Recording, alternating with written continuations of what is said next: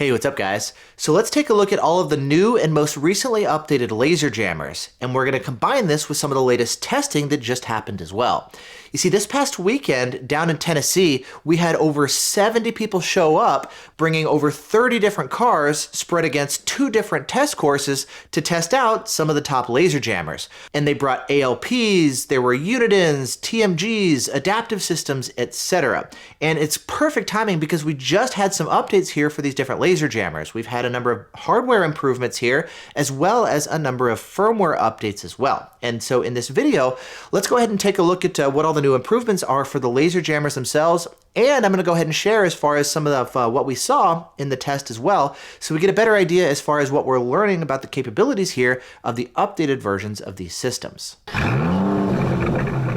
And first things first, a huge shout out to everybody who came out to the meet. These are always so much fun to get to meet you guys in person and hang out and just chat about countermeasures or about whatever else. Additionally, I also want to mention that for this test results, obviously, it's not just me who's doing it. I'm going to be sharing, a little bit as far as what I noticed here in the test, but there's going to be a lot more information here to share as well. And speaking of being able to share other people's perspectives and information, hey, Editing Vortex here. While I've been sitting here editing this video, the results from the full test are actually now available on the forum, so I'll link to this so that you can go check it out. And now that the results are available, I've got much more information that I can share with you.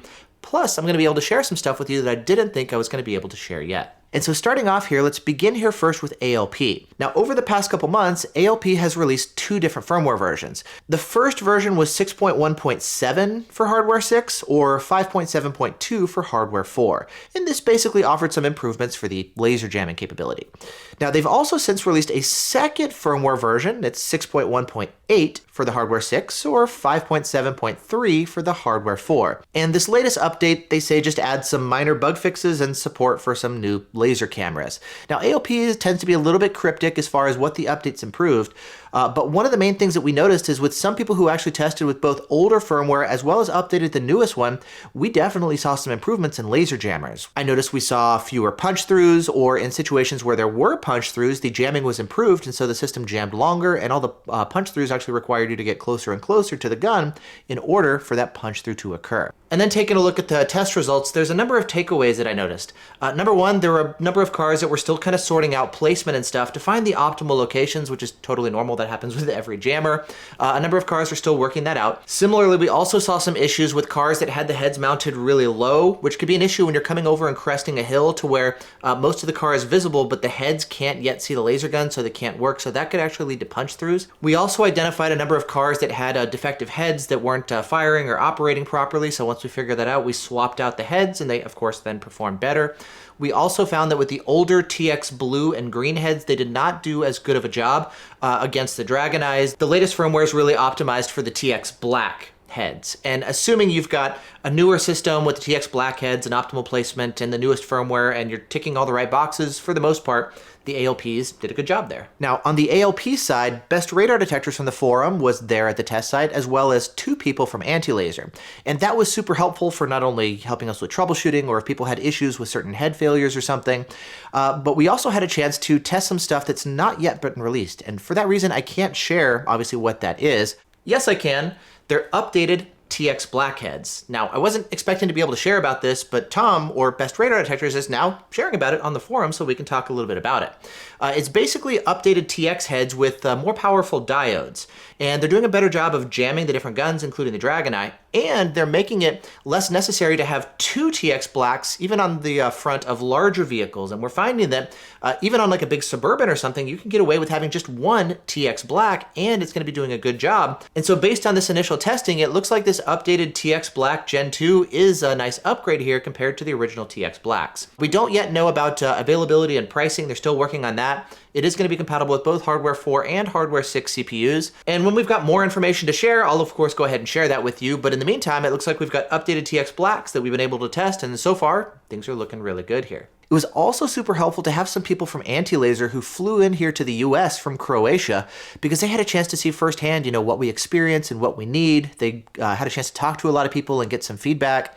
And I actually sent them like a huge list of my own feedback as well, things that I like about the ALP, as well as some of the feedback on things that I would love to see improved. And they seemed pretty receptive to the feedback. So fingers crossed that we see further improvements here. AOP kind of in a way reminds me of what Uniden has been going through, where for a while they were just the top dog, the default pick, and it's like, yeah, just get an AOP because nothing else can compete.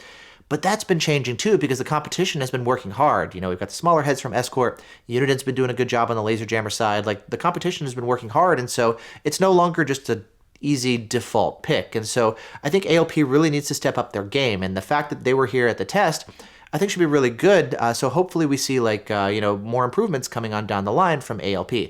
Obviously time will tell, but we will see. Next, we can quickly mention Uniden. Now, Uniden had somebody at the event as well, which was also really helpful, but there haven't been any changes on the Uniden side in terms of hardware or software, and so performance was basically the same as before. The Unidens perform well, but they can be a little bit picky. Like, they do need 3 heads for optimal jamming against the Dragon Eye, but to be fair, that's also true of the other systems as well. The Uniden heads tend to be bigger and physically larger, so you do have less space to sometimes cram in 3 heads, depending on the size of your vehicle. And I also find that their larger heads are uglier than the competition, but performance-wise, they do perform well. I also really like the fact that with the Unidens, you can change the transmit or receive behavior against the Dragon Eye, so instead of having 2 receivers and 1 transmit, you could flip it around if you find in testing maybe you get better performance with 1 receive and 2 transmit. So you've got a lot of options there for customization, which again is not new, but it is something that we find helpful in testing. Then moving on to TMG, this is something that actually is new. Now, they haven't released any new firmware updates for new algorithms or bug fixes or anything. However, they have released some new heads. We've got some new VPR heads, which they're calling the Gen 3 VPR heads, and we've got some new regular heads, which they're calling the Gen 4.5 heads.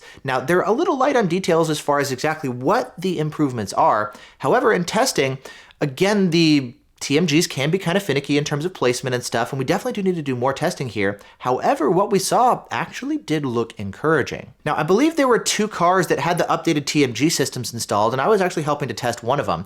Initially, we were having some pretty nasty punch-throughs with the system, and in the troubleshooting process, we tried some things like actually pushing the heads a little bit farther forward so they weren't actually flush with the grille, and disconnecting the rear heads, and we actually did see better performance against the Dragon Eye with both just 2 regular heads and no VPR, as well as when plugging in that updated VPR head. And so I'm not exactly sure if it's something related to like placement of the heads, or if it's disconnecting the rear heads with the TMGs, the front and rears fire simultaneously for some bizarre reason, which can lead to some issues with like, you get reflections of the rear that bounce off and come back to the front, which then causes extra unwanted pulses to the front. So I don't know why the TMG still fires both front and rear, unlike the ALPs and the Unidens and stuff, which knows direction and only fires the direction you need. So again, I'm not exactly sure what's going on with the TMG that is leading to some of these improvements. However, the results so far are looking promising here with the TMG. We just, I think, need to do, maybe more testing. And luckily, there's actually another test that's going to be coming up in Florida, and I'm hopeful that people bring on the new TMG systems there, and we have a chance to do more testing to really get a better idea as far as some of the nuances in terms of placement. We're definitely finding that the heads perform better with the heads pushed out closer to the headlights. They do seem to be less sensitive than like the ALPs and Unidens and Escorts, for example, so that is important. Obviously, making sure they're straight. Potentially, we want to make sure that the heads are not flush with the grille. They are sticking a little bit farther forward. So again, while we're still learning about some of the details, it does look like there is some potential here with this updated version of the TMG. And then lastly, we also had an adaptive system with the Adaptiv TPX. No new updates with the Adaptiv, but just wanted to mention as far as their testing, it was similar to before. The system tends to do pretty well, as far as front jamming. You can do 3 heads up front. The system does not have a lot of bells and whistles. It's a very simple system, but the jamming performance is effective. The rear jamming is going to be less effective because you can only do 2 heads in the max, and so obviously it's not going to do as well, especially against the Dragon Eye. But again, all this stuff is known, and we had pretty similar and consistent results here with the Adaptiv that we've had in all of the previous tests too. Now, we didn't have any Escort or Stinger systems on site for this specific test, but there's also no updates that I know of specifically for the Escort system. Stinger has had some firmware updates earlier in the year, but they were more focused on the radar side. And so with that said, thanks so much for watching. Down in the description, I'm going to have more information to all the different detectors, the jammers that I talk about, the firmware updates, the test info once it's released, etc. And then after this video, I kind of want to spend time now, hopefully before SEMA comes up next month, sitting down and compiling all my thoughts, going over the best laser jammers as well, especially now that we've got updated firmware and hardware for like the TMG, for example. We've got a much better idea now as far as how the different systems compare. Obviously, there's always going to be more to learn, But I think it's time for like an updated laser jammer comparison as well. So make sure you keep an eye out for that video as well. And with that said, thanks so much for watching. Hope you're all doing great, and I'll see you in the next one. Bye.